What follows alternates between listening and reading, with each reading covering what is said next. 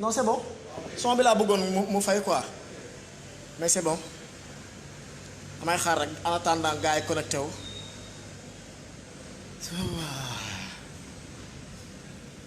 tàng na de.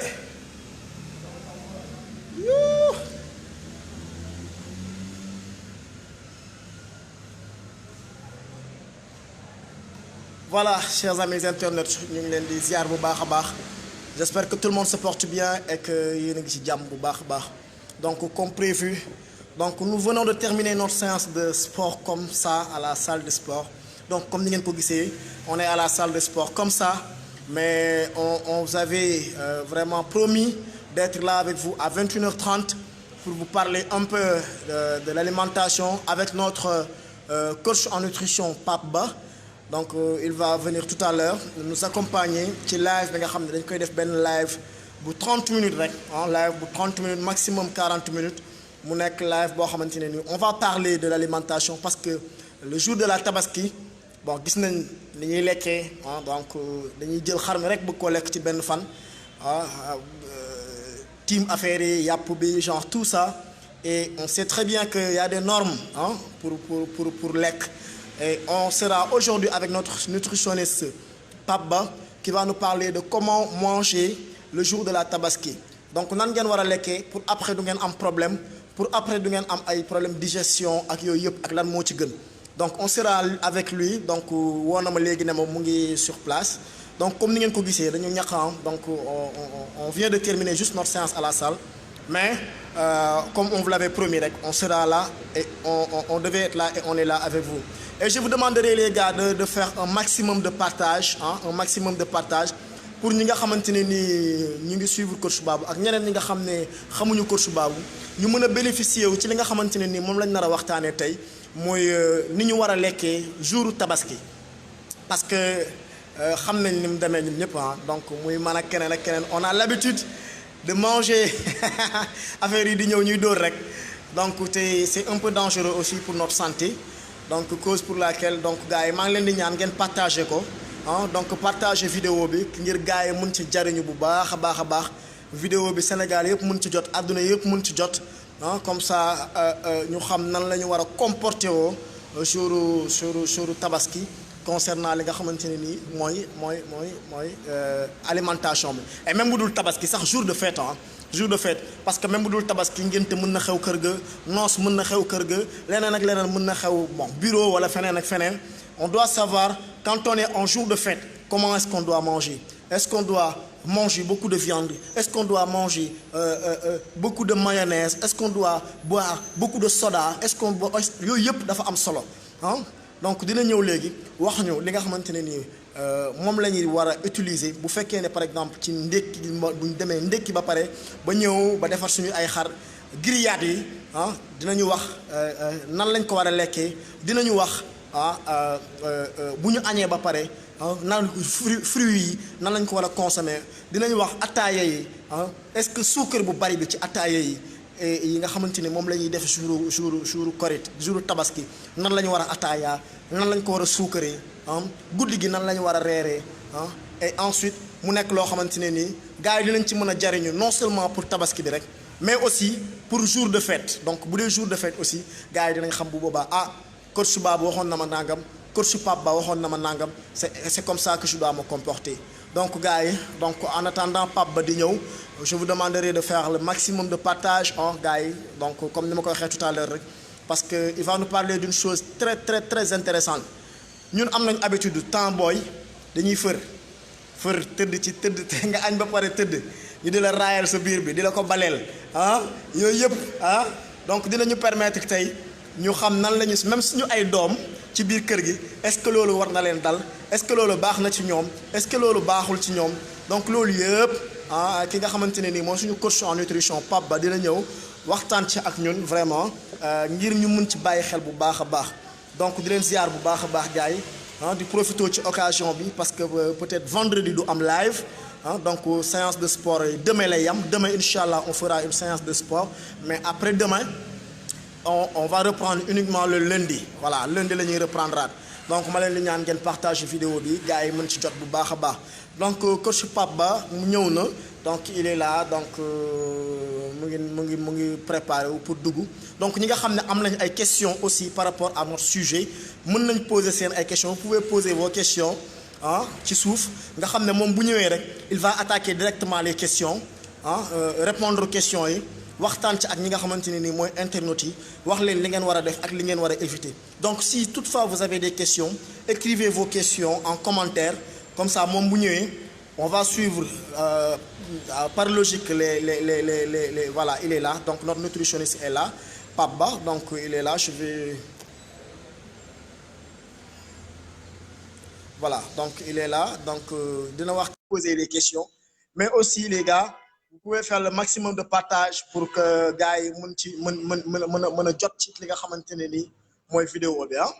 donc Pape maa ngi lay invité nii invitation bi voilà il est là notre nutritionniste mon grand namoon naa la. maa raw grand. ah depuis avant Korité.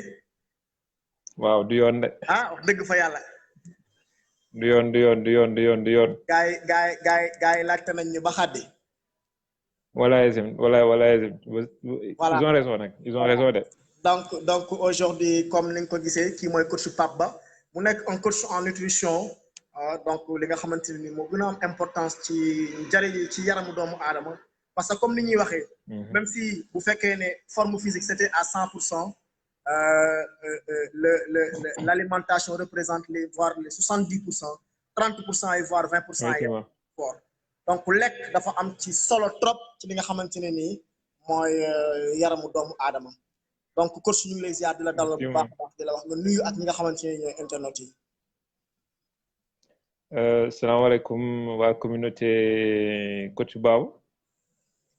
di kontaan trop di leen rejoindre ci live bi nii. Comme on avait l'habitude de le faire ci biir weeru koor bi gars yi namoon nañu trop mais xam naa ne coach moo amul jot xam nga liggéey bi bëri parce que boo leen xoolee mu ngi nii salle donc c'est un plaisir de vous retrouver tey vraiment c'est un plaisir. Voilà donc coach comme ni nga ko gisee gars yi ñu ngi ñëw donc gars yi maa ngi leen di ñaan ngeen def le maximum de partage pour vidéo bi gars yi mun ci jot parce que tey moment bu crucial la moment bu am importance parce que c'est le moment de poser ñi nga xam ne dañu am problème mu lekk ñi nga xam ne dañu xamuñu nan lañu war a lekk c'est le moment donc gars yi partager leen vidéo bi gars yi ñëw poser seen ay questions ñu waxtaan ak ki nga xamante ni mooy suñu invité tey mu nekk un coach en nutrition nekk coach Pape Ba coach su tey ñuy waxtaanee li nga xamante ni mooy comment manger le jour de la Tabaski jour fête de manière ramassée en général. Effectivement.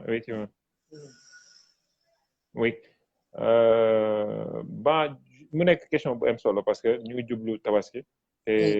Tabaski mu nekk fête bi gën a rëy Sénégal bi ñuy fête fii nii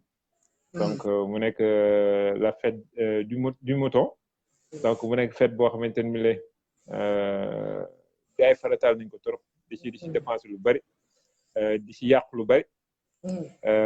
autant en termes de dépenses mais également en termes de ay événements yu buñ ci jubee ñu mën ci waxtaan jéem a sottante jéem a partager tuuti en termes de nutrition parce que lu am solo la parce que il faut savoir que tey généralement bu ay fêtes yu mag amee rek lendemain fête yi day xaw a métti ñeeñ décompensation day bëri mooy en fait ñi nga xamante ni la dañuy seen feebar peut-être mënoon nañu am benn début diabète wala début tension mais dañuy sentir ni que day def benn genre crise parce que fête bi exagéré nañ ci lenn mu nekk loo xamante ni la lu am solo loo xamante ni la day baax ñu ci waxtaan pour tamit ñaax nit ñi ñu xam exactement comment se comporter surtout sur le plan nutritionnel ci période fête yi nii coach. Voilà mu nekk lu am solo lu am importance parce que les gens doivent savoir comment manger surtout en jour de fête donc sans plus tarder rek donc gars yi ñi nga xam ne ñu ngi seetaan bu ñu amee ay commentaires bu ñu amee ay questions mën nañ ko bind en commentaire comme ça coach Pape Ba dina ñëw wax ci mais coach ñu gis ne pratiquement jour Tabaski lekk gi moom bon peut-être day commencer bu ñu demee ba julli ji ba pare ba ñëw ba commencer rey xar yi commencer lekk foie bi ak lakk yeeg yooyu ñu bëgg a commencer ci sujet ci moment boobu noonu waaw moment boobu noonu nan la war a demee ci consommation bi de viande bi ak yooyu moment boobu noonu. Bon, il faut savoir déjà que ñu bëri dañuy woor jour boobu noonu mooy dañuy woor te dañuy dogoo seen resu xar. sunna la bu ma jumulee je pense que bu fekkee am na oustaz bu fi nekk mën na confirmer li may wax. donc mu nekk loo xamante ni lu am solo la déjà nga xiifal donc après au moins dina mën a permettre au moins nga sa biir préparer pour sa ñam bi nga xam jël toute la journée parce que il faut savoir que jour généralement nit ñi dañuy lekk de manière démesurée mais koor googu noonu rek war na mën a tax ni ñu xam ne que nekk jour boo xamante ni war nañ cee ëppal parce que koo xamante ne jour boo xam ne da nga koy commencer par woor mooy mu ngi lay jàngal benn xeetu teggin mooy tey que nga xam ne que c'est pas parce que fel la rek que da nga war exagérer ba gaañ sa bopp. dama bëggoon waxtaan wi ñu décliner ko ci 3 points yoo xamante ne c'est important parce que il faut savoir que kenn tabaski ren bi dafa nekk tabaski boo xamante ne bu xaw a spécial la parce que dafa tombé situation bu xaw a compliqué muy coronavirus yaakaar naa ne que situation la boo xamante ne ñu ngi koy dund te wàllum hygiène am ci wàllu am kenn am xaw ci am solo te mun taxaw seet ñu def taxaw seetlu yaakaar naa ne que depuis bi xar yi commencé ñëw ñu ngi ciy wax ne nañ que xar yi mën na nekk benn moyen wu contamination parce que nit mën na jëlee feebar feneen ñëw ci xar bi ci jëndum xar bi lamb bi mu koy lamb ak yooyu noonu bu fekkee ni àndaang na doomu jàngoro bi mën na ko laal bàyyi ko fa keneen ñëw laalaat ko jël ko yóbbu ko donc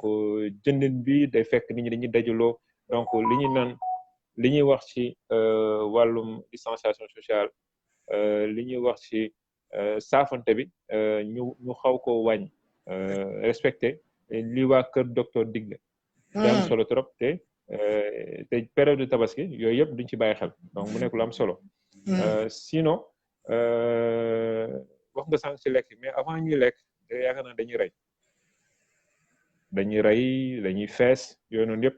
te yooyu noonu yëpp dafa am une certaine hygiène boo xamante ne moom la hygiène boobu boo ko déggee mooy cet bi nga xamante ne moom la ñu war a àndal moom la nit ki di war a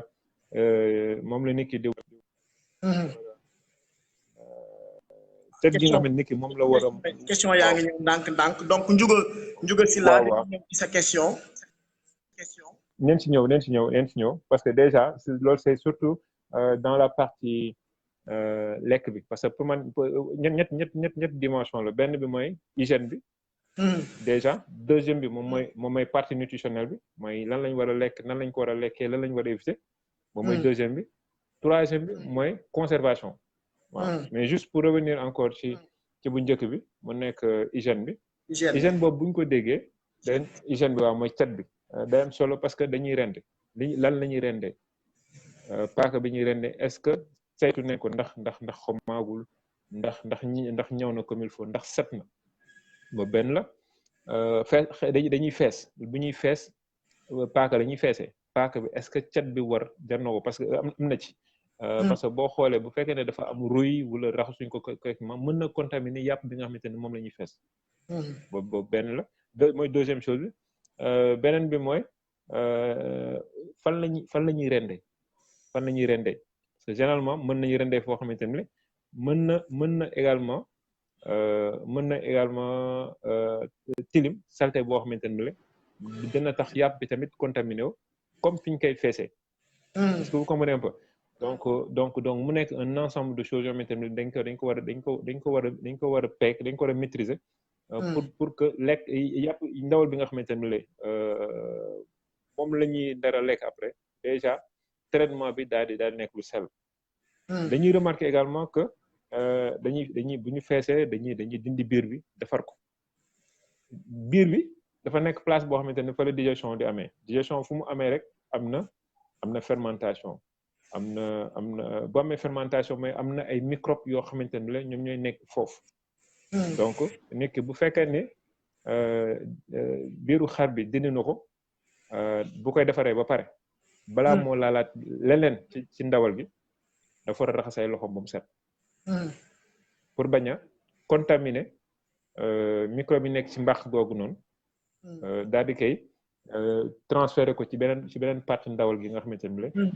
amul dafa mucc ayib kon déjà mu nekk yu bëri yoo xamante ne ci préparation yi rek war nañ ci bàyyi xel bu baax. beneen bi mooy grillage yi yenn saa day gis kër yoo xamante ne seen grillage tabaski daaw lañ ko gëj a génne parce que boo xoolee naturellement ñun Sénégalais lépp suñu lekk dañ koy saaf donc ñun comme ay laq nekk lu bëri loo xamante ne dañ koy def boo moytul ndawal liñ koy saaf ci suñu kër yi ay fête ba fête lay nekk donc grillage yi tamit ñu war ko génne teel ko génne raxas ko ba mu set huiler ko pour que kii bi sax li ci nekkoon lépp loo xamante ne la ci nekkoon ci ruy mën a bàyyi le temps balaa fête bi di jot ñu mën ko raxas ko daal ba mu set ba ñu leer nañ lii ni tey mën nañ ci lakk sans danger faut savoir que ruy boobu noonu danger la boo xamante ne mën na jàpp ndawal bi ñu lekk ko mu andi yeneen jeexital suñu biir parce que weñ bu rouillé la danger la déjà mu nekk loo xam ne war nañ ko mën a moytu donc loolu buñ ko xoolee mën nañ ko tënk ci point bi nga xamante ne moom la ñuy wax ci wàllu hygiène donc hygiène bi lu am solo la avant ñuy dund genre période bi mel nii muy coronavirus waaw mais jamono bii la war a ëppee kon war nañ ci bàyyi xel bu baax donc bu ñu jógee ci loolu dañuy ñëw ci wàllum léegi est-ce que mën nga ñu récapituler li nga xamante ne ni moom nga wax ci hygiène bi parce que comme peut-être am na ñoo xam ne ñu ngi soog a dugg si donc je pense bien que su ma juum déjà avant ñuy aborder li nga xamante ne ni mooy suñu sujet donc wax nga déjà ci li nga xamante ne ni moo nekk di sévir dans le monde muy coronavirus bi donc nga wax ne na gars yi def attention parce que le virus est là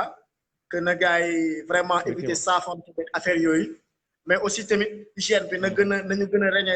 xoolaat hygiène bi si li nga xamante ne nii mooy suñu kër avant ñuy rey lan la ñuy reyee mais aussi fan la ñuy feesee mais aussi tamit grillage yi nga xamante ne nii moom la ñuy utiliser nan lañ ko war a nan la war a mel avant ñi nga xamante ne nii moom la ñuy def moom la ñuy lakkee suñu ay yàpp je pense que de façon effectivement loolu nga kii effectivement parce que kuy wax lekk moom balaa li si jiitu mooy sell bi na sell te set loolu moo jiitu te yaakaar naa ne point bu am solo la surtout nag tabaski bi tam ne dañuy nekk ci deret bi am day xaw de war daal donc nu mu gën a setee di gën a baax waaw vraiment nag ñu ngi retrouver la famille et ñoom Marianne Aris ça fait plaisir de vous retrouver na moo neen leen trop vraiment léegi coach bu ñu waxee ci hygiène ba pare dañuy ñëw ci wàllum lekk bi surtout waaw parce que déjà dañuy spécifier yàpp xar dafa duuf mooy dafa bëri graisse moom moo gën a duuf nag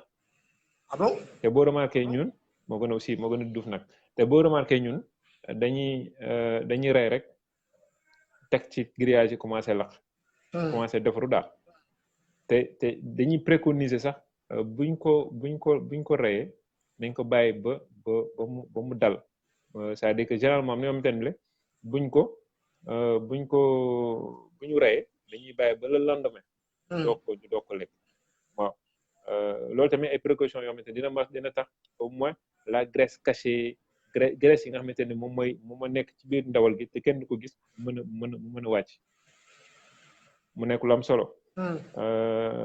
kon déjà bu fekkee dafa duuf problème bi mooy graisse bi te gis nañ ce que ça pose comme problème parce que Sénégal professeur Abdoul Kane bi nga xamante ne cardiologue la association cardiologie bu Sénégal moom moo ko jiite wax na ni que Sénégal 2,5 millions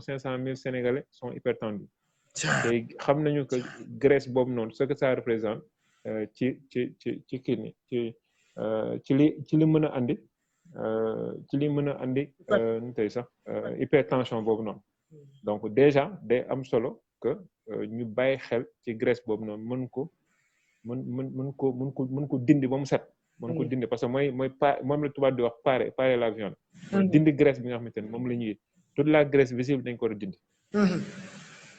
donc mu nekk un point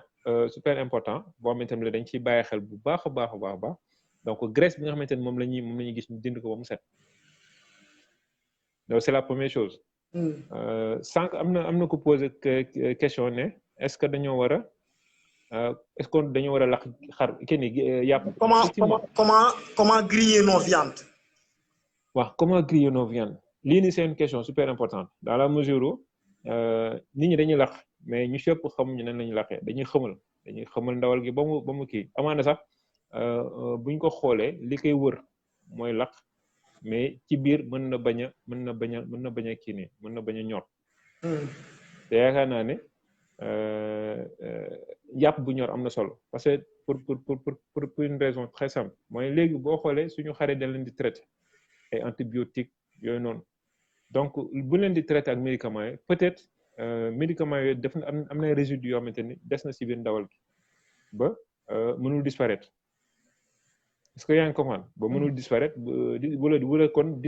disparaître gros ci ndawal gi. donc day baax bu ñuy togg yàpp yooyu ñu mën ko togg ba mu ñor. pour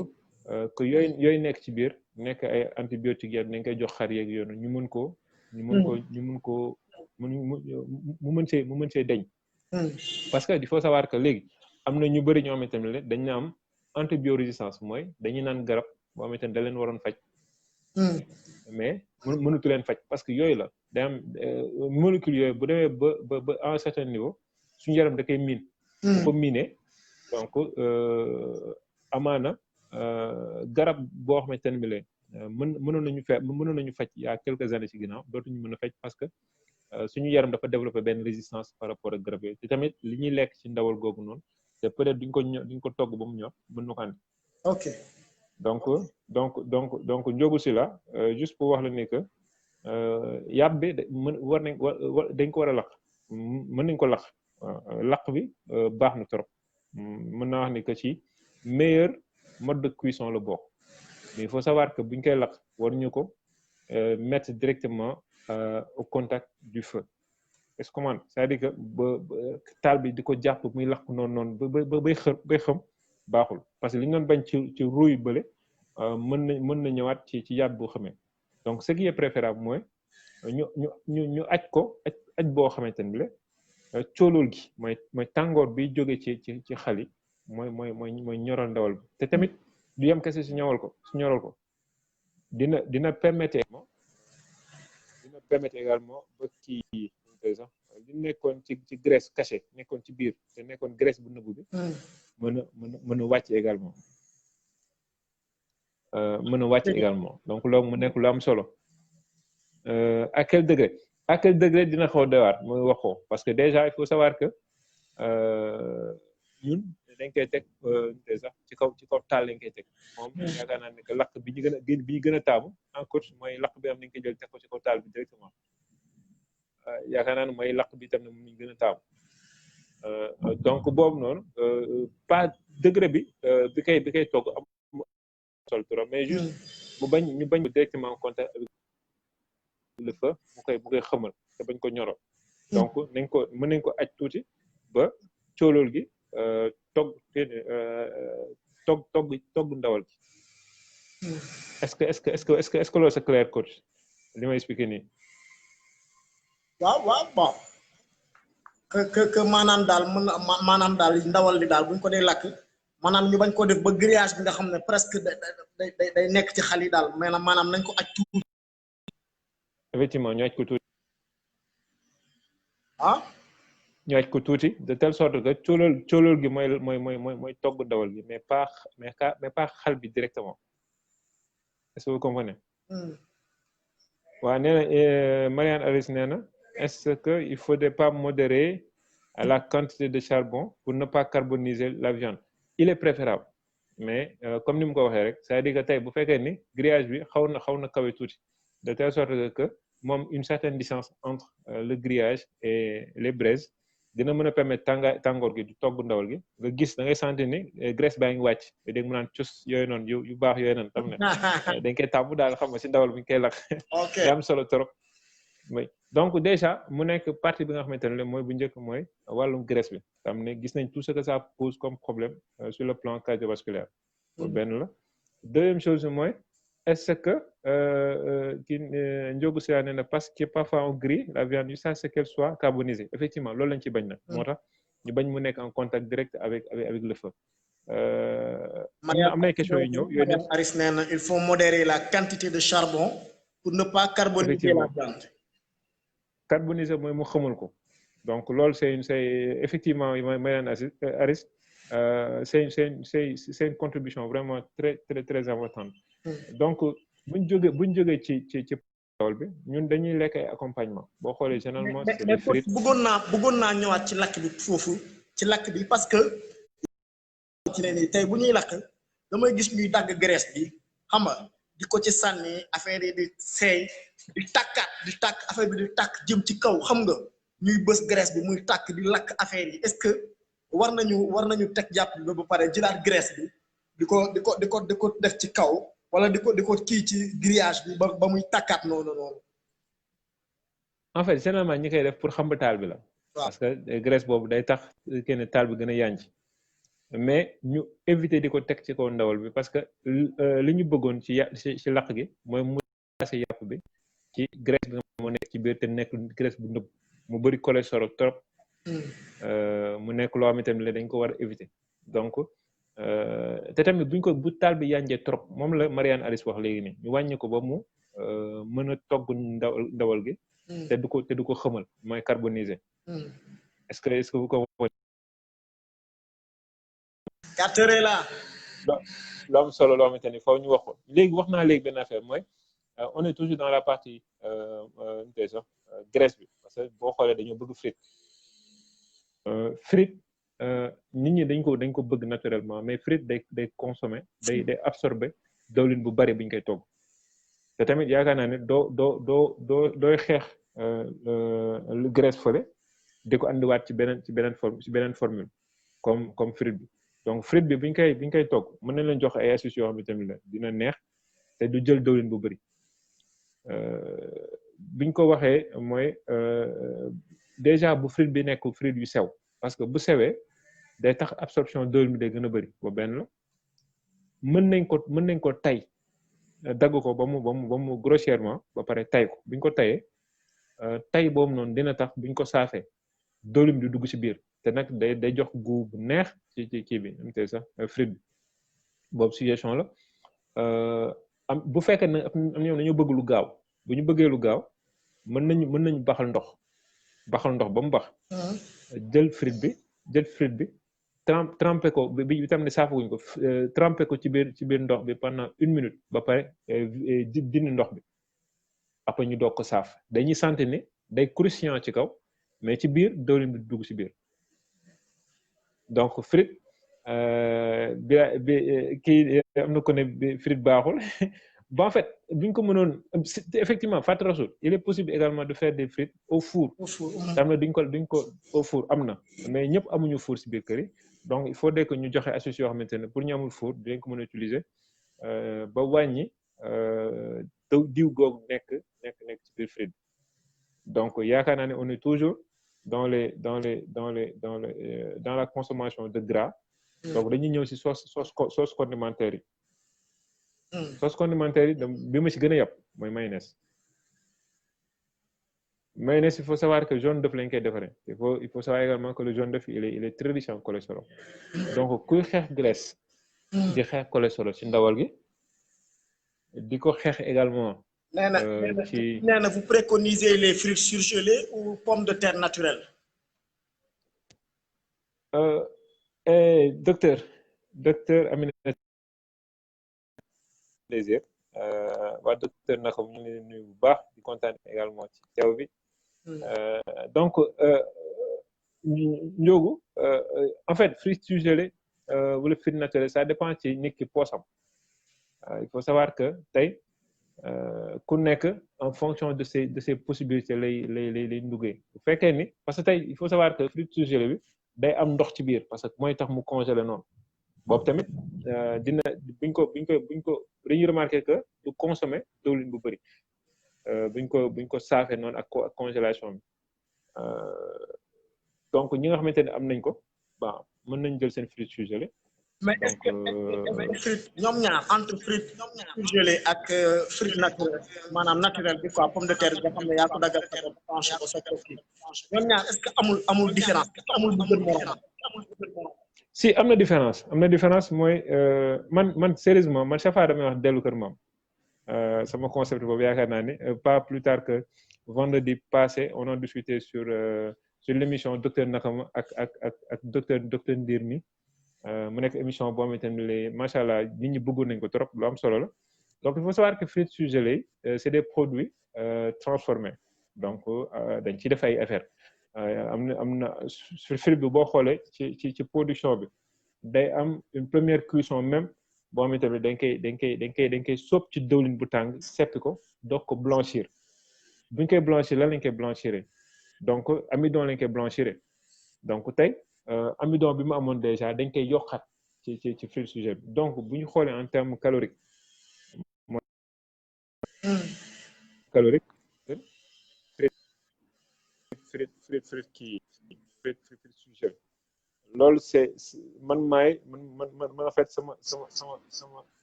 sama concept dellu kër maam damay suggérer chaque fois ñuy topp yi nga xamante ne la ñun moom lañu am fii mu nekk ay produits am solo au lieu ñuy dem di jéggaani yeneen produits yoo xamante ne ça vient de l'extérieur te xamuñu exactement nan lañ ko def wala sur le plan nutritionnel suñu produit moo ko gën ok waaw kon daal donc juste pour revenir je pense que jënd sa pomme de terre bopp bon xoolil ko sa bopp defar ko saaf defal say affaire bopp moo gën dellu kër maam comme ni ko waxee. dellu kër moom mais léegi tàmm nañ ko parce que boo xoolee nit ñi liggéeyu tabaski day journée bi day métti day métti liggéey bi day bëri soxna yi dañuy taamu fruits surgelés donc on comprend un peu également charge de travail mais damay wax chaque jour rek que lekk lu sell pour man waruñu see tay comment nga waruñu see tayal mais nag ku nekk ak tamit xam nga parce que ñun tey li concept la ñu am boo xamante ne dañ ne lii moo gën bu ñu defee lii kat danañ ci jëlee wér koo xamante ne bi le feebar yu bëri yi nga xamante ne ñu ngi koy dund instant bi ni Sénégal mën nañ cee mucc mais ku nekk bu fekkee ne nit ñi tamit boo leen waxee ñu ne la ñoom lii lañu sentir kii daal xam rek kii buñ ko toppee kenn du lekk dara donc c'est des choses yoo xamante ne la dañ koy dund donc ñun ce qu'on fait mooy on suggère on dit que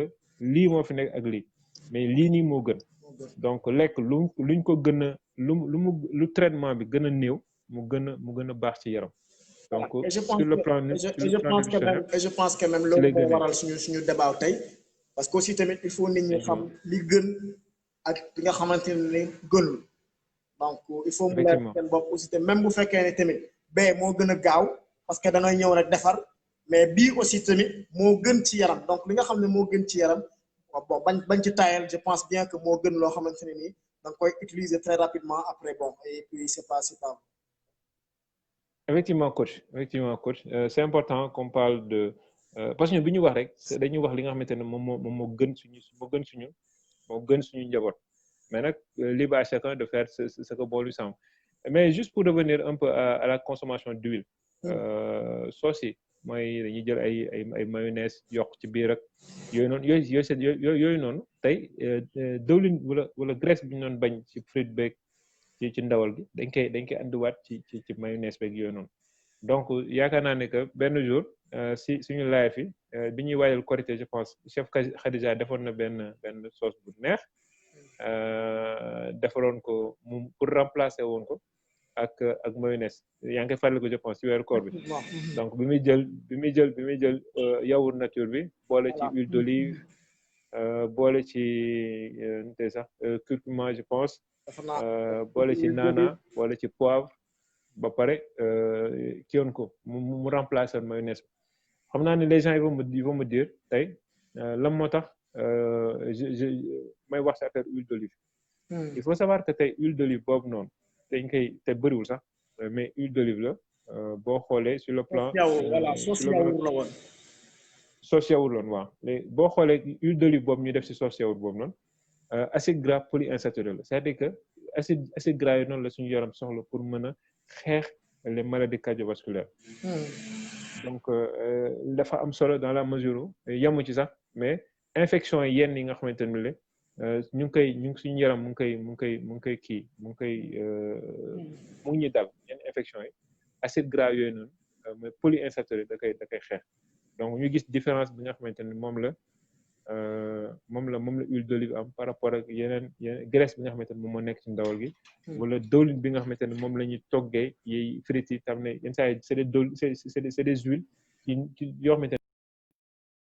mais malheureusement fii te tamit huile yi tamit moom moo baax na cher ba nit ñi duñ ci mën a jot. donc daal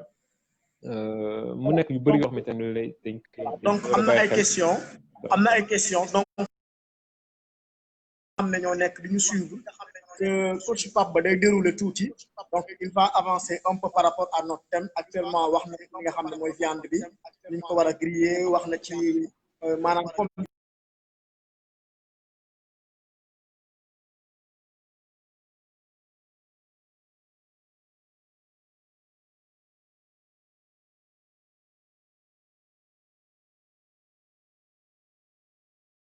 mu ngi ci sauce bi actuellement donc bu paree lépp nag après léegi dina ci revenir ak li nga xamante ne nii mooy les questions ñu jéem ko répondre benn par benn ci nekk li nga xam ne moom bind nga ko en commentaire comme question comme question. effectivement coach wax nañu ci yàpp bi niñ koy li gën niñ koy war a toggee wax nañ ci également ci frite bi wax ci mayonnaise bi. dama amoon benn question aussi ci frite bi. Est-ce que par exemple purée baax na purée li ci am solo mooy purée amul dëwlin buñ koy defar peut-être dañ ci def tuuti beurre mais bu ñu amoon tey huile d'olive boobu noonu moo gën te dañ ci def meew également donc boo xoolee en terme de qualité de quantité d'huile du am da ciy néew trop même beurre bi ñu ci def beurre bu tuuti lay nekk c'est une toute petite quantité moo gën frite bi. ci quantité huile bi nga xamante ne dañ koy bañ. moom la ñuy bañ ci ndawal gi moom la ñuy bañ ci mayonnaise boobu noonu. donc foofu mooy différence su frite bi foofu mooy différence su tey sax purée bi ak frite bi te il faut savoir que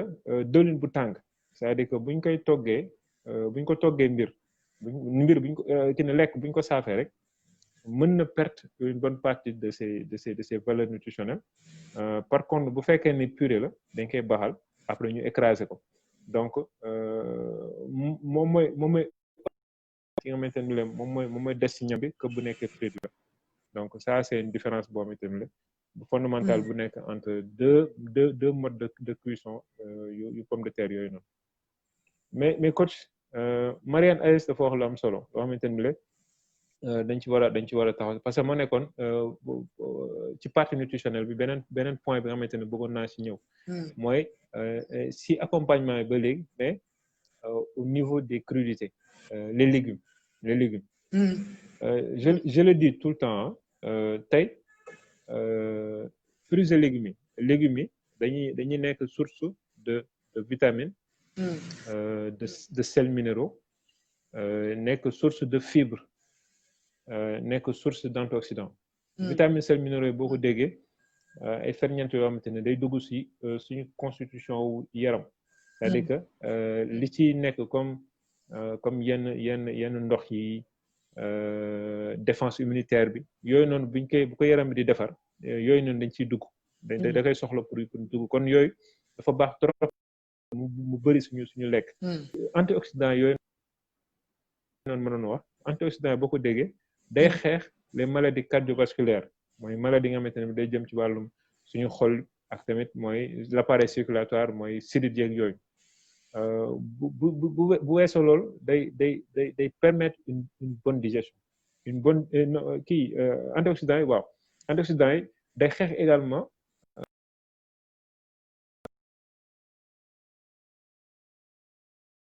lekk ci fruits et légumes yi bëri na trop te sources yi mooy fruits et légumes mooy céréales locales yi donc yooyu noonu bu fekkee ñu koy lekk lu bëri bur yàlla mën nañoo muccal ci cancer yooyu bu ñu ci boolee di yëngatu parce que li tam ne moom mooy andi cancer lenn li mooy les radicaux libres tam ne yenn yi ci respiration lay jógee au niveau cellulaire fi mu gën a tuutee suñu biir yaram donc ay déchets la yoo xamante ni leen dafay nekk antioxydant yooyu noonu ñuy lekk tam nekk ci fruits et légumes ak céréales locales yi mooy dem génne ko foofu kon gis nga njariñ bi mu am donc antioxydant dafa am solo trop donc mu war a tax ñu war a lekk bu baax ci fruits et légumes yi ak céréales locales yi fibres yi wax naa ko léegi dañoo nekk ci jour boo xamante ne jour tabaski la à la couleur foog ñu ndawal gi foog mu niin kenn mun ci dara on mange gras tabaski donc quand on mange gras bu ñu lekk les céréales les fruits et légumes en crudité day permettre tey suñu yaram digestion bi gën a gaaw mais dina mën a day permettre également cholestérol bi nekk ci graisse boobu noonu fibre yi da koy capter génne ko ci yaram bi kon gis ngeen tey le fait ñu topp ndawal gi di lekk rek bàyyi yooyu noonu yam solo yooyu noonu danger bi mu am lépp lu lekk dafa war a mën a permettre dañ ko war a mën a boole ces accompagnements mooy fruits et légumes yooyu noonu pour mu permettre une meilleure digestion de la viande donc mu nekk loo xamante ne la tey dina mën a permettre ñu bañ a ëppal ci ndawal gi parce que bu fekkee da nga ciy boole yooyu dina tax li nga waroon lekk ci ndawal gi dana wàññeeku te di nga ko gën a mën a digérer bu ngoonee nga mën a sol sa yëre bu rafet dem jaar ci say am di jàmm parce que yaakaar naa lekk ba sa biir bi ne deng boo moytu leneen ngi ci jële mais yaakaar naa ne doo mën a sax bouger donc bu ñu xoolee accompagnement yooyu dafa am solo ñu war ci bàyyi xel bu baax te sànq am na tamit lu ma gis lu am solo mooy yan boisson lañ koy booleel gis naa fi ku ne les boissons boissons yi gis naa ku ne thé waaw thé bi ñu ko doon waxtaanee Juga Sylla nee na est-ce que mën nga citer quelques légumes à titre d'exemple quoi il faut savoir que légumes yëpp baax légumes yi yëpp baax donc tey dangay gis yoo xamante ne ay concombre la ñuy jël carotte râpée nu tey sax navet chou bi mën nañ ko boole ci salade courgette laitue donc bëri na lépp loo gis te mu nekk légume rek soble laaj yooyu noonu parce que dañ koy boole ci marinade beeg yooyu noonu donc yooyu dafa am solo donc tey buñ toogoon fii di wax di wax ci légumes bi dañ ci jóge mais sachez que légumes yëpp boo xamante ne la mën nañ ko utiliser ci suñu biir kër yi mën nañ ko utiliser ci ndawal gi am na ñoo xam ne batanse bii nii dañ koy def purée boole ko ci te c'est vraiment c'est extraordinaire mu nekk également ci kii yi ci légumes yi la bokk donc xam leen ni daal jaxato daal xam naa ne moom dina doy waat trop ñu boole ko ndawalu tabaski mais à part ça moom yeneen kii yëpp yeneen légumes yëpp mën nañ ko utiliser ni ñu ko sentir rek mais pour les boissons c'est important Astel posé na question léegi nee na ndax boisson yu naturel yi wala boisson gazeuse yi ban moo gën coach dégg ma dafa am problème réseau buy daw mën nga reprendre sa question boobu s'il te plaît voilà mën nga reprendre sa question dama ci anticiper waale rek parce que c'est une question qui a été posée tout à l'heure donc kii laajte ne boisson yi nga xam ne moom la ñu war a utiliser ban moo gën boisson naturelle yi wala boisson gazeuse yi wala ban boisson la ñu war a utiliser quoi c'est la question c'était la question de Astel oui voilà donc man moom sérieusement ou de la boisson gazeuse après avoir mangé de la viande man sérieusement ce que je suggère mooy les jus de fruits parce que il faut savoir que tey fruit bu ñëw rek day andi son lot de bienfaits te ñun fii dañoo am ay produits ay produits saisonniers yoo xamante ne bu amee balaa muy emat déwén lay amati. par exemple bu ñu jëlee instant bi nii am nañu ci marché bi am nañu mango. am nañu beneen bi madd. donc c'est des waaw donc tey ñaar yooyu tey na ko nit ñi essayé def ko ay nu tey sax def ko jus seen biir kër ñu xool tey qu'est-ce que ça représente en termes de qualité gustative, c'est-à-dire que li muy cafka bi muy am mais également ci accompagnement jour de fête. Faut savoir que tey les boissons gazeuses lan moo ci nekk généralement conservateur moo ci nekk colorant moo ci nekk gaz carbonique te gaz carbonique su ñuy respirer moom mooy déchet bi tam ne moom la ñuy génne c'est un déchet ba pare ak suukar bu bari. donc léegi xool leen yooyu noonu tey les conservateurs ak les additifs alimentaires am na yu bëri yoo xamante ne mu ngi suñu biir boisson yi ñu ngi koy naan chaque jour te pourtant c'est interdit. donc imaginez un peu ce que ça pose comme problème donc sur le plan nutritionnel sur le plan sanitaire. donc tey nga am produit boo xamante ne léew Sénégal lañ ko bayee def ñu ci engrais def ñu dara buy bisaab mango bii nii sa papaay yooyu noonu tey nga am sa nga mun ko jël jamb ko ba mu kii def ko jus nga gis tey qualité bi li nga lekk ni mu sellee kon ça n'a absolument rien à voir ak les boissons gazeuses yooyu noonu te gi nga dañ naan day digérer taxul kenn digérer liy digérer tey wax naa ne ko sànq mooy yu naturel yi nii fruits et légumes yi donc fruits yi accompagner ko ci yàpp bi ci ndawal bi fruits yi ñu def ko ay jus naan ko buñ ko deful jus tamit ñu def ko dessert lekk ko donc profiter ci kii bi ci fibres yi ci vitamines yi ci antioxydants yi ci ferñeent yi nga xamante ne moom la suñu yaram soxla te yi ñu soxla yëpp nekkul ci boisson gazeuse yooyu noonu donc y a pas photo daal y a pas photo. comme li nga wax rek dellu kër maam mooy toujours dellu kër maam bi rek donc privilégier les jus de fruits naturels mais Pape da man xam nga tey am na leneen lu ma la bëgg a laaj parce que tey jii wax nga boisson gazeuse mais tey li ñuy gis boisson yoo xamante ni dañ naan la du ay boisson gazeuse mais boo ko jëndee day sap ak suukar am jus yoo xamante ni boo ko jëndee dañ naan la c'est des jus de fruits bu koy jaay dans les grandes surfaces mais day sap ak suukar te aussi même jus naturel yooyu ngay wax noonu jus de fruits yooyu ñuy defar parfois dañ koy defar ba pare mais yëpp ci suukar boo xamante ne nii est-ce que loolu lan nga ciy wax gis nga coach nit ki lépp lu mën a defal boppam moo gën lu muy jënd ci faut savoir que tey suukar boobu nga c'est un problème bu rëy parce que suñu consommation en sucre dafa bëri ndax genre produit yooyu noonu te dañ ko jël bu baax tey le jus de fruit bi nga defaral sa bopp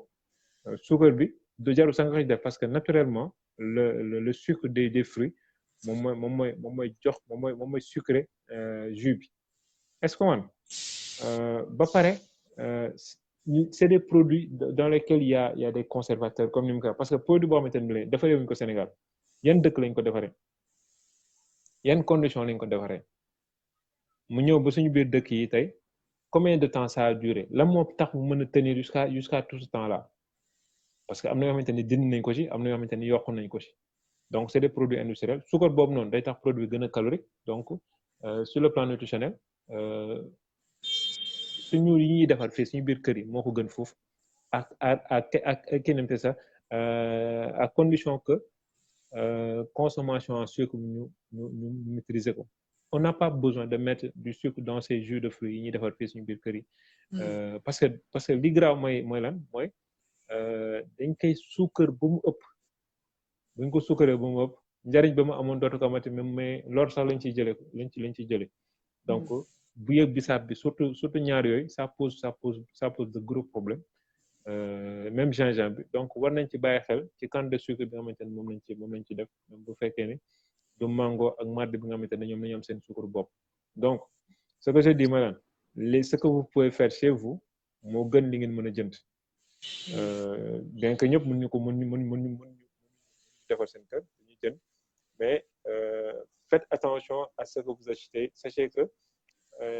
boo leen ko mënoon defar seen biir kër ce sera beaucoup moins cher mais également ce sera beaucoup plus sûr pour vous et pour votre famille. am na solo trop. donc comme ni ñu ko déggee rek surtout consommation sucre bi aussi tamit nañ ci bàyyi xel bu dee fruits yoo xamante ne nii jarul suukar donc ñu bañ ci def suukar mais bu dee dañ ci def sax na ñu def saxee sa làmmiñ rek tax effectivement donc ñu bañ ci def effectivement ñu kii rek léegi ñu ñëw ci beneen question bi nga xamante ne nii sànq am na ku ko posé muy ataaya bi parce que tey gars yi sama naar gi xam nga ay naar lañ ñuy bëgg baraade bi rek xam nga mais nan lañ ko war a ataaya nan lañ ko war a teg parce que am na Cheikh posé na question bi léegi Cheikh Kouma xam nga moom tamit daan nañ sama mbokk naar la waaw Cheikh Kouma waaw numérique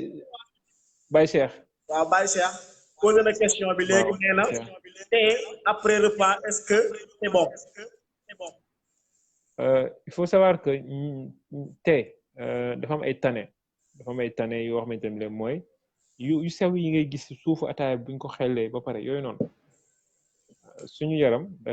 koy jaawaleek ak fer bi nga xamante ne mooy nekk ci lekk bi ñuy lekk généralement donc dañuy préconiser nit ki buy naan ataaya mu naan ko 30 minutes avant muy lekk wala 30 minutes à 1 heure de temps après bu lekkee ba pare. ok parce que dañuy bañ que yaram bi jaawatle tane yooyu noonu ak fer bi nekk ci kii bi ci yi nekk ci lekk bi. est-ce que mën nga te tamit il faut savoir que yàpp ndawal bi dafa bëri fer te fer loo boo xamante ne moom la ñuy suñu yaram di utiliser pour defar suñu deret. est-ce que mën nga moom la utiliser pour defar suñu deret. donc mais dina xaw a compliqué trop jour tabaski wax nañu ñu éviter thé boobu noonu ce qu'on suggère mooy thé bi nga xamante ni moom la ñuy defar généralement mu nekk thé bu weex bi yooyu noonu naan non mooy tax mooy togg yàpp bi ci biir bi mais li ñuy togg ñu ngi koy togg ci kaw taal bi buñ demee ba mu koy togg ci biir bi donc y a problème donc ban genre thé la donc je pense que tey am na façon thé yoo xamante ne nit ñi commencé nañ ko jël léegi mooy thé yu oyof yoo xamante ne dañ koy def mu oyof vraiment def ko naanaa ba mu baax def ci ay citronnelle tam ne dina permettre digestion accélérer digestion bi loolu am na solo trop am na yoo xamante ne sax dañ ciy boole ay was la ñuy def yokk ci gingembre yokk ci naana c'est bien parce que tey vitamine C bi ci nekk ci biir day permettre également digestion bi gën a gaaw digestion ndawal gi gën a gaaw waaw loolu am na solo donc mais li ci posé problème beneen bi mooy suukar bi ñu doon bañ te ñun naturellement dañoo bëgg ataaya bu sax suukar trop mu nekk yoo xamante ne war nañ ko mën a moytu daal war nañ ko mën a moytu loolu moom jar naa leeral parce que gars yi da ci am ñoo xam ne bu ñu ataaya aussi dañuy jël ataaya bi def ci suukar xam nga bàyyi ko noonu muy bax sa waay ba affaire bi dem ba mel ni lem caramélisé wu xam nga nga pare xelli ko gaay xaar ma dóor la benn loolu bu dëgër alors que man moom personnellement man loolu ma gënaluma ci ataaya man je préfère teg sama ndox mu tàng bu demee ba baax ma jël sama jasmine sama war a jasmine sotti ci tuuti xam nga même bu dee benn kuddu suukar laa ci def wala benn kuddu lem ma def ko ci goût bi neex et puis man ma consommer quoi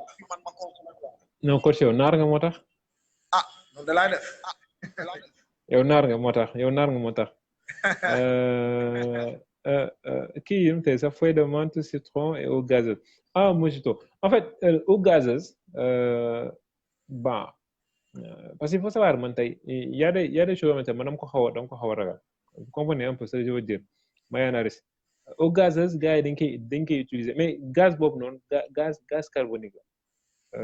la dina faciliter une digestion j'ai pas fait de recherche assez approfondie dans ce sens xam naa ne lii dina tax ma kii ko nu mu tee sax ma xoolaat ko bu baax mais il faut savoir que gaz boobu noonu c'est du gaz carbonique te gaz carbonique boobu noonu tey moo tax ñu naan boo leen booyalee bu leen ko dugal ci biir néeg yi bàyyi leen ko ba xale yi yànji ngeen doog ko dugal donc loo xamante ne dañuy bañ nga nooy ko donc boo koy naan donc mooy doy na waar mais sachez juste que une chose que mooy tey jus yi nii jus locaux yi je pense que moo gën ci boisson surtout en période de fête xam ne on évite les excès on essaie d'être dans la limite dans organiser wu de telle sorte que bu ñu xëyee le lendemain du den mën a dem dox suñu soxla mais am na yoo xamante ne bu ñu feetoo ba pare bu ñu xëyee duñ dox duñ dem fenn dañuy jël seen jàllaa bi rek cëppoo ba pare nag bañ a sori kër gi di jaawante bëgg ma si yegg mais loolu comme xam un peu donc c'est des choses yoo xamante ne mën nañ ko éviter avec une bonne pratique avec des sujets des kii comme on fait ça des astuces très pratiques donc lekk ci crudités yi bu baax nan ndox surtout parce que dañuy fàtte nan ndox jour tabaski donc dañuy yaakaar ne juillet kii mooy kii il faut boire de l'eau donc se faire un thé très léger bien aromatisé donc dina permettre une bonne digestion dina gën a yombal également bien-être daal xam nga convivialité bi en famille c'est important. C'est important. Voilà donc coach je pense que wax nga pratiquement li am solo yëpp léegi ñu def 1 heure de temps presque. donc je pense que wax nga déjà ci mesures yi nga xamante ne nii mooy les mesures préventives contre Covid 19 bi surtout ñun ñi nga xam ne dañuy dem julli ji di bàyyi ci xel. donc wax nga aussi ci donc hygiène bi nga xam ne moom la ñu war a am bu ñuy rey suñu ay xar hygiène bi nga xam ne moom xel lañ koy reyee genre tout ça mais aussi ñu gis aussi ci grillade bi ne wax nga ci lu am solo mooy grillade bi nañuy éviter maanaam di ko jegeel taal bi xale yi de trop ne nii sorel tuuti ci kaw wax nga ci loolu wax nga ci sauce bi aussi tamit ak huile bi donc man moom je dirais chez moi man je vais préférer comme ni ko waxee léegi ñu defaral ma comment dirais-je waaye kii waaye li ma la wax au lieu de autre ñu def ma kii ñu defaral ma purée parce que comme purée bi moom c'est mieux mais aussi tamit comme jus li nga ci wax nga ci consommation fruits et légumes yi que nañuy lekk légumes yi bu baax donc wax nga aussi ci fruits yi ak jus yi que ñu lekk jus de fruits def jus de fruits yi moo gën mais aussi tamit wax nga si li nga xamante ne nii mooy ataaya bi ne maanaam mën nañ ko def ataaya yu oyof ataaya yoo xam ne du bëri suukar ko baxal yenn baxal yi aussi mais léegi coach ma bëggoon a ñëw tuuti ci li nga xamante ne nii mooy quantité bi parce que c'est très non c'est très important parce que instant yi wax nañ ci li nga xam ne moo baax yëpp mais tey tamit xam nga boo nee yàpp bi dañ ko togg mën nañ ko togg saaf mën nañ ko maanaam lakk normalement nga pare lekk ci loo xamante ni quantité boo xamante ne nii après doo sax mën a lekk benn fruit wala doo mën a naan sax benn verre jus léegi selon tey yow li nga boo ñu doon conseiller tey nan nga ñuy consommer nan nga ñuy expliquer ñu consommer ko maanaam yàpp bi nan la ñuy consommer maanaam ban quantité lañ war a consommer ci légume bi peut-être ban quantité lañ war a consommer ci jus bi ama ak aussi ci ataaya bi ak ndox meeg yooyu de façon ramassée. waaw de façon très ramassée donc coach simple si dina compliqué trop pour wax nit ñi lekk leen lii si ndawal ak bu leen lekk lii ndax day xaw compliqué dans la majorité nit ñi déjà bokkuñu. Mais juste par rapport ak crudité yi c'est-à-dire que tey ndawal gi nekkul pour benn jour kese am na benn partie boo xamante ne la junjoon naa ko ci début bi mooy conservation bi moo nekk la dernière partie boo xam ne incha allah dinaa ci ñëw léegi nii donc ndawal bi nekkul lu ñu lekk tey dafa war a jeex tey c'est-à-dire que tey bu fi ndawal gi des nañ ko jeexal tey aw benn kër bu moom yaakaar naa ni que ndawal gi dañ ci lekk la ñu mën tey. la ca des ñu bàyyi ko ba jëmmi jamono ñu ba chaque jour bu ñu xëyee mën nañ cee lekk pendant yi fan am na yoo xamante ne seen ndawal day des ba tam xarit am na kër yoo xamante ne la macha allah dañ naan parce que dañ naan caf ko bi nekk ci yàpp tabaski nekkul ci yeneen yi donc am na yoo xamante ne dañ ci denc aslaf pour toggee ko seen cere tam xarit donc bu ñu xoolee li tam ne moom moo war a ëpp ci lekk gi dafa war a nekk li jëm ci wàllum crudité yi c'est important soxnaan maa ngi lay nuyu bu baax ça fait plaisir donc day nekk crudité yooyu bu fekkee ne lekk nga ci lu doy donc ndawal gi mënoo ci lekk lu ëpp mënoo ci lekk lu bëri trop. comment parce que tey mësaa ko wone suñu benn si suñu live yi ñu doon def ci weeru koor bi mooy une assiette équilibrée mooy assiette boo xamante ne moitié bi yëpp day nekk fruits et légumes comment nga waaw salade de légumes bàyyi mayo bi waaw wala yéen bàyyi mayonnaise bi wala yéen tu as parfaitement raison. mayonnaise bi wax nga ñu bàyyi ko. donc tey bu fekkee ni xam naa ne am nañ les producteurs de mayonnaise moom dinañu porter plainte loolu moom bien nga pare coach xam naa ne si ñun lañ jëm si après mais assiette boo xamante ne tey moitié bi day nekk une salade de légumes boo xamante ne bien faite bien décorée bien colorée ndawal gi nekk ci loo xamante ne di nga ci lekk bu bañ laa sonal bañ cee ëppal donc sa purée bi nga doon wax sànq nekk beneen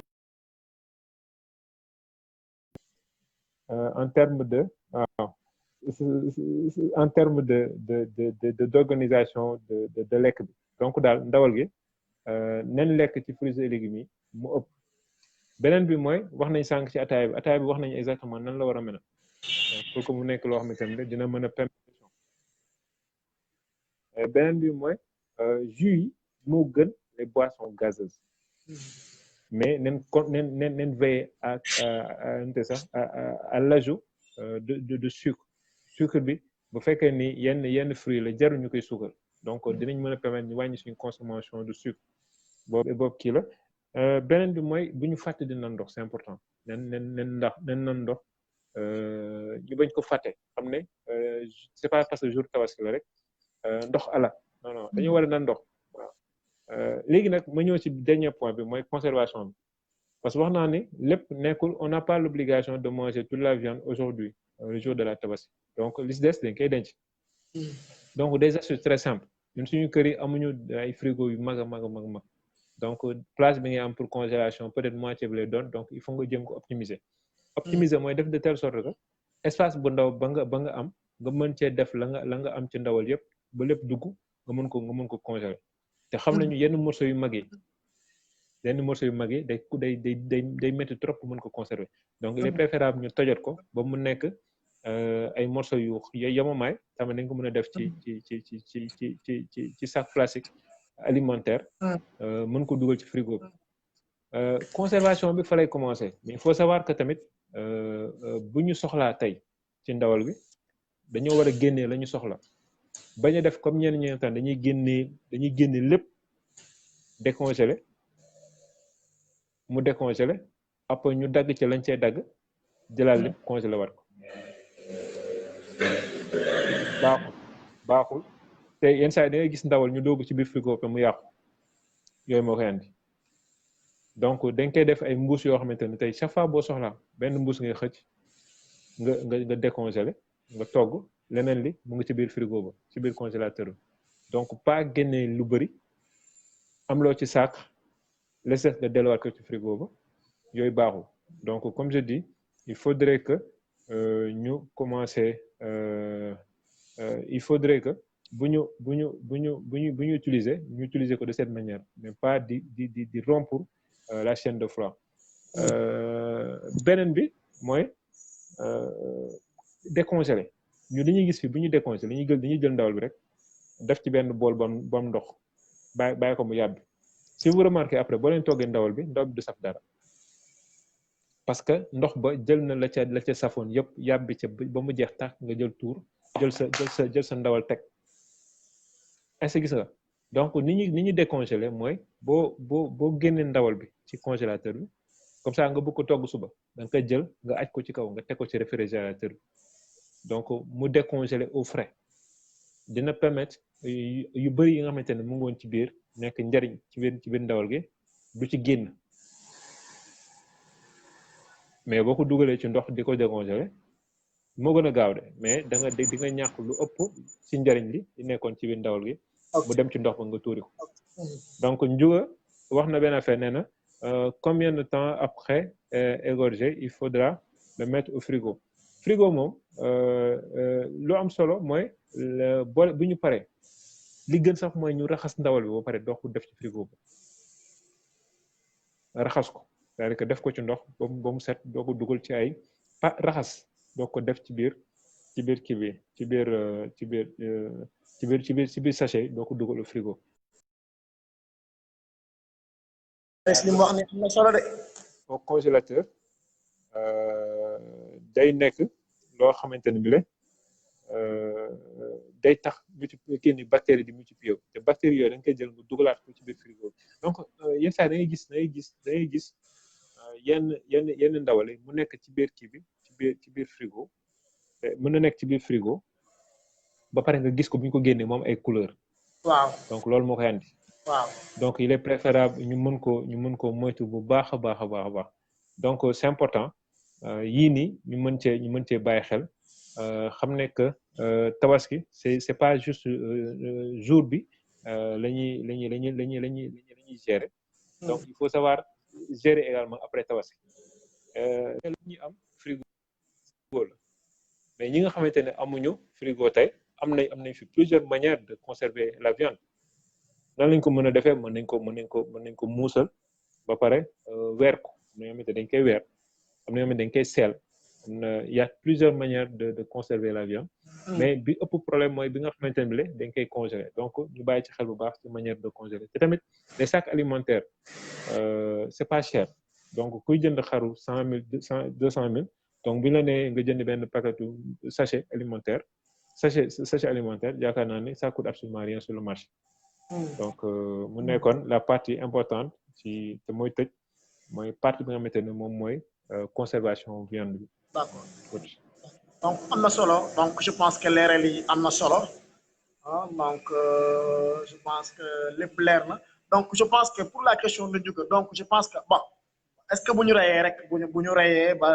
raxas yàpp bi ba pare mën nga def si ay sachet garder conserver sa frigo wala dañ ko wala de préférence est-ce que mën nañ koo rey par exemple. nga li ngay utiliser nga génnee ko li ci des nga bàyyi ko par exemple comme ni nga ko waxee graisse bi wàcc après nga jël ko def si ay sachet nettoyé dugal sa frigo. seen manière xam naa loolu coach yaa may gën a xam xalwa li muy koy defee parce que xalwa tamit je pense que kii la moyen de conservation viande bi la donc loolu moom naari ñoo xam yaakaar naa ne suñu groupe yaa fay naaru donc loolu ne lay bàyyi nga. boobu moom xaw ma ko. non yow naaru Casamance nga. waaw naaru Casamance. waaw. li ma wax pour la question de Ndiouga encore. oui. ma ne est-ce que par exemple bu ñu reyee xar bi nii ba nga génnee ci li nga soxla ba pare quoi est-ce que le reste bu la neexee mën nga ko nettoyer directement def des sachets dans des sachets toj def ci frigo bi wala est-ce que. bu la neexee mën nga ko bàyyi ba comme ni nga wax. graisse bi wàcc le lendemain nga def ko ci toj defar CFA def ci frigo ban moo gën. bon déjà boo ko reyee noonu rek boo xoolee déjà y a le vent y a la poussière y a plein de choses yoo xamante ne dañu nekk autour te day nekk yoo xamante ne ay bactéries la bactéries yooyu noonu je pense que tey yi nga xamante ne moom la ñuy bañ ci rupture chaîne de froid bi bu ndawal gi nekk à l'air libre rek commencé nañu di ko songu di ci jël seen wàllu ñoom it comment donc il est préférable tey bu ñu paree rek def ci frigo bi. ok bu ñu ko defee ci frigo donc c'est ça quoi dañ raxas ba mu set def ci ay sachet dugal ci biir frigo bi nu mu gën a gaawee li tam ne moom la ñu soxla di ko togg ñu bàyyi ko ñoom mais le reste ñu def ko nu mu gën a gaawee setal ko mën ko dugal ci frigo yi pour que conservation bi mën a nekk conservation bu yàgg. ok et sans danger également. je pense que. affaire yi am na solo. comme d'habitude rek. et je pense que gëm naa ne bu ñu toppee live bi moom duñ fi jógee parce que maa ngi ñu ngi doon wax 30 minutes la ñuy def mais déjà gis nga ni def nañ plus d'une heure de temps on a fait 1 heure 10 minutes et on a l'habitude de faire des lives jusqu'à 3 heures de temps 4 heures de temps mais bon vu que peut-être wax nga essentiel bi parce que wax nga gars yi lépp pratiquement toggin beeg lan lañ war a naan ak nan lañu war a lekkee kon gars yi dégg ngeen Pape li mu wax coach Pape nee na bu ñu demee julli ji ba pare nañu xool fu sell ñu reyee fa suñuy xar bu ñu reyee ba pare li ci baax nañ ko li ñu soxla nañ ko génnee li ci des ñu nettoyer ba mu baax toj def ci frigo bi denc togg bi aussi nañu privilégier buñ koy lakk maanaam di yëkkati dawal li mu ne ci kaw bañ ko teg presque ci taal bi bu mu carbonisé wu ah donc wax na ci yooyu yëpp wax na ne purée moo gën wala sinon à défaut de ça bu ngeen di def tamit mën ngeen a def des cuissons à vapeur affaire yooyu yëpp wax na ci. wax na ci jus yi ah donc wax na ci jus yi nañ privilégier des jus naturels ah des jus de fruits jaay muy am ay colorant yu kenn xamul donc nañ dellu kër mu am mais aussi tamit na wax na ci ataaye beeg yooyu yëpp et wax na gars yi ci quantité bi consommation bi aussi c'est pas parce que tabaski la rek yàpp kese lañu war a lekk donc wax na ne une partie bi gën a rëy nañ bu ñu defee assiette par exemple nañ ci def benn partie boo xamante ne nii légumes lay doon ay fruits et légumes donc ñu ci lekk bu baax a baax ah donc beneen partie bi mën nañ ci def ak purée beneen bi ñu def ci li nga xamante ne mooy suñu ndawal bañ ci abuser ah ba pare di def des thés yoo xamante ne nii c'est des thés légers yoo xamante ne nii bu bëri suukar duñ ko baxal yenn baxal yi ba muy caraméliser wu donc mu doon mu nekkoon un débat très riche et on va revenir en force sur Facebook ah après inchallah la fête de la Tabaski on va traiter d'autres thèmes yi nga xamante ne nii waxoon nañ ko ne dinañ ko traiter après la Korité donc dinañ ci ñëwaat ak nga xamante ne nii mooy suñu coach nutritionniste ah nekk Pape Ba donc comme vous l'avez vu aujourd'hui donc Pape lan mooy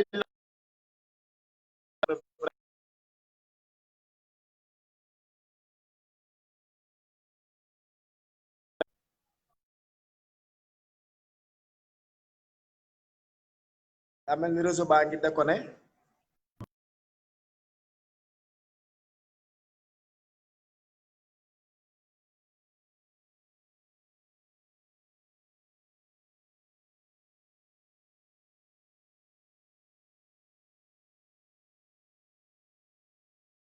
que dañuy ñëw débat ci yeneen thèmes yoo xamante ne lay junjoon nañ ko ci weeru koor mais malheureusement jot amul donc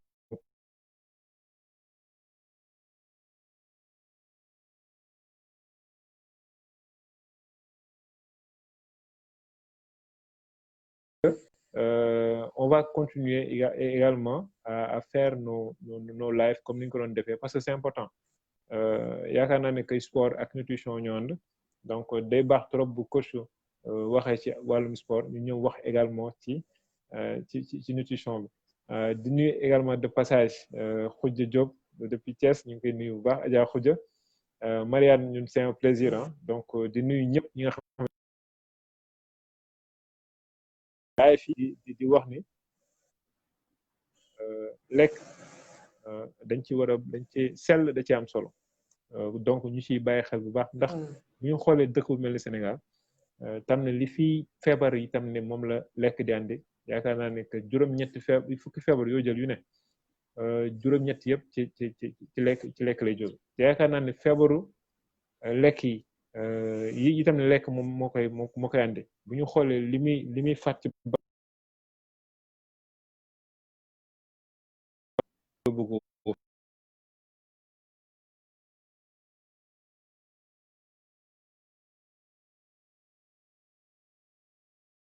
xamee mënu moytu sinon di ñaax ñëpp di wax ne na ku nekk xam ne que li koy may jàmm li koy may wér ci lekk lay commencer donc nen sellal lekk bi tabaski bii nii c'est juste un jour ah benn jour la après dañuy jàll ci leneen on va continuer la vie donc bu ñu yaakaar ne que àdduna fa la yam lekk fa la yam ba ñu war a rey suñu bopp ci jour yu mel noonu donc daal di ñaax ñëpp di wax ni conseils yi tamit mën nañu partager fii ne nañ ci jéem a def suñu kem kattan di ñaanal ñëpp tabaski jàmm di baal ñëpp àq di baalu ñëpp àq di ñaanal ñëpp jàmm sama xarit sama frère sama jumeau Moustapha médical la l'homme plein de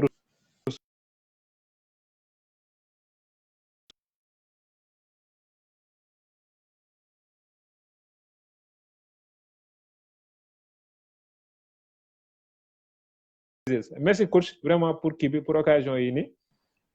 donc di joxe waat di la jox di daje très très rapidement inchallah après tabaski di la ñaanal jàmm ak xar bu rëy bu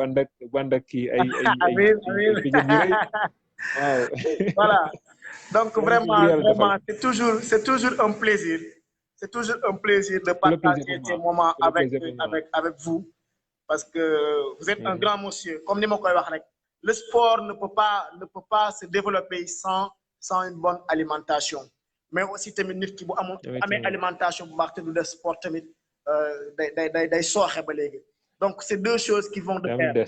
donc man ak yow nous sommes ensemble et vraiment à chaque fois que bu ñu defee plateau à chaque fois bu ñu defee live tu trouves que les gens adorent les gens aiment hein, et que parce que vraiment xam-xam bi sell na waxtaan wi am na solo et que vraiment ñi ngi jaajëfal ñëpp ñi nga xamante ne nii rek ñoo ngi suivre le duo bi nga xamante ne nii moo nekk coach Pape et coach Babou donc di remercier ñi nga xam ne doon suivre donc ku ci mel ni Djibi Diop si ah ku ci mel ni Ndiouga Sylla client la fii au complexe Good Life mais pensionnaire la mais vraiment quelqu'un donc qui est extraordinaire donc ay ñoom Astel Thiam Abdoul Ahad ah Marianne Aris namoon nañ ko lool borom plat yu doy waar yi kooku il faut ñëwaat ci parce que Marianne Aris mi ngeen di gis muy bind commentaire nii c'est une dame boo xamante ne nii elle a des plats naturels yoo xamante ne nii fait à base de dellu kër maam extraordinaire te il faut ñu ñëwaat ay live donc di remercier Astel Thiam donc Amadou Bamba Samb ah toujours rek ah Mohamed Bamba Samb c'est un promotionnaire Mohamed Bamba Samb boobu on a fait la terminale ensemble donc c'est la famille vraiment. Ok. Di remercier notre frère aussi Carter l'infatigable ah borom baax l'infatigable l'homme plein de ressources machallah voilà Fatou toujours les mêmes toujours ah Mame Aminata Ndir donc ñu ngi remercier ñi nga xamante ne nii Linguère Ndour ah ñoom Cheikh Khouma ah donc ñi nga xamante ne nii ñëpp suivre nañu live bi donc ñu ngi leen di remercier cat ba cat bàyyiwuñu kenn di leen wax ni on sera toujours avec vous pour vous accompagner durant ces moments-là ah donc Mansour Diaw sama grand Mansour Diaw depuis Saint-Louis maa ngi koy ziar bu baax a baax grand Mansour Diaw donc nee na bravo les gars un bon thème voilà bien donc kooku c'est le grand coach Mansour depuis Saint-Louis maa ngi koy ziar bu baax a baax donc soxna Anne aussi je pense que c'est nit la moom tamit ah waaw sama sister la ñoo bokkoon classe moom ak keneen Cheikh Amadou Bamba Samb boobu noonu donc ça c'est les promotionnaires quoi ay borom baax lañ nag te dañuy topp li nga xamante ne ñu ngi koy def ça fait plaisir donc Aliou Fall aussi ñu ngi koy remercier di remercier Marianne Aris di la ñaanal coach jàmm parce que nit ñi dañ laa soxla nit ñi dañoo soxla nit ñu mel ni yow parce que ku mel ni yow bibliothèque nga ku wax nit ki ñi nga war a lekkee ñi nga war a naanee ñi nga war a kii kooku c'est des personnes yoo xam ne à chaque fois dañ leen war a ñaanal jàmm ak salaam ak wér-gu-yaram donc maa ngi lay ñaanal wér-gu-yaram di la ñaanal jàmm di la ñaanal tawfeex di la ñaanal xar bu rëy tamit ah di la souhaiter une bonne fête de tabaski di la baalu ak ah parce que solo trop tout le temps c'est des questions non di la baalu ak di baalu ñi ak ñi nga xam ne ñoo ñuy suivre ah di leen wax ni di leen jox daje rek beneen yoon incha allah ah donc aussi tamit di jaajëfal ki nga xam ne moo tax ma toog saal ba heure bi ndax xam nga ne instant yi am na fu ma waroon fekk ah Pape ah waaw sama jabar Seynabou Laye Makhtar ah donc maa ngi koy jaajëfal Laye Makhtar waaw vraiment Laye Seydina elle me comprend sur toute la ligne parce que koo xam ne sa jëkkër day toog saal il fait déjà 23 heures presque donc mu di la comprendre ci loolu donc c'est une personne boo xamante ne nii c'est à remercier ah xam na ne je suis au service de la population et à chaque fois elle m'accompagne sur ça elle me comprend donc c'est une personne à encourager sur ça à féliciter et à remercier machallah la jaajëfal aussi yow mi nga xam ne di yàlla barkeel yàlla barkeel nga toog di live ba heure bi mais c'est normal vraiment ça fait plaisir coach on va se donner rendez-vous quand après la fête. Très bientôt après Tabaski inchallah ñu def am na yoo xamante ne lay kii woon nañ ko programmé woon nañ ko ci biir koor gi on l'a pas fait mais on va essayer de nous organiser inchallah au moins même bu nekkee benn live ñu def ci weer bi on le fera inchallah on prendra benn thème def ci benn débat bu am solo comme boisson énergétique bi kenn am na kenn ko tuddoon sànq. waaw yaakaar naa ne sujet bu important la mooy boisson énergétique ak boisson énergisante donc inchallah dinañ ci def benn thème bu am solo après Tabaski bi inchallah coach inchallah vraiment xol sedd na donc ñu ngi jaajëfal gaa ñëpp di leen jox rendez-vous après la fête de Tabaski inchallah. Je pense que vous avez adoré, vous avez aimé le duo coach Babou, coach Pape, notre nutritionniste de valeur. Donc on vous donne rendez-vous après la Tabaski inchallah. Ñu ngi leen di souhaiter une excellente fête. Yàlla may ñu fekk ko ay ati kenn bañ a manqué. sangu sang yi ba Rasulullah sallallahu alayhi wa sallam. Donc coach jaajëfal nañ la bu baax a baax. maa gën a kontaan jaajëf coach jaajëf jaajëf